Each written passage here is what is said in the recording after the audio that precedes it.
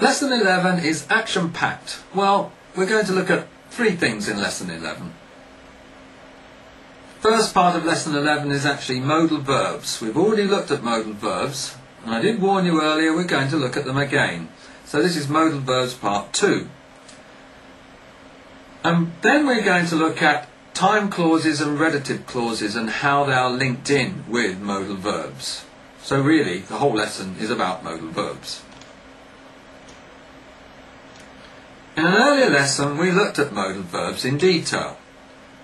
However, here we are going to briefly look at modal verbs that express possibility and probability. Must and can't are used to express possibility and probability. Must equals logically probable and can't equals logically improbable. We are not 100% certain because we do not have all the facts, but in general we are pretty confident of the outcome. For example, he must be mad. He can't be seriously thinking of leaving his job. He must be mad. He can't be seriously thinking of leaving his job. We can also use may, might and could to express possibility in the present or the future. Now remember, may or might plus not is the negative form. However, couldn't is not normally used in this form.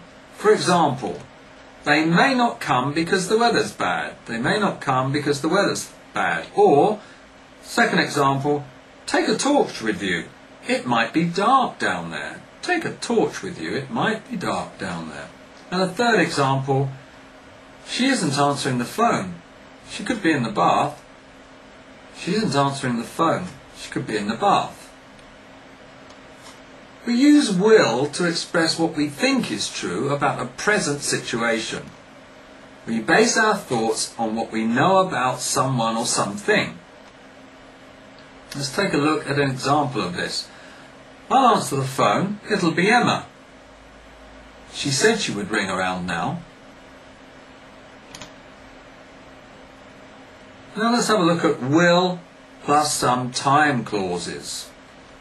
When we use will, we do not normally use conjunctions such as after, before, until, or when. Instead, we use a present tense, even if the time reference is in the future.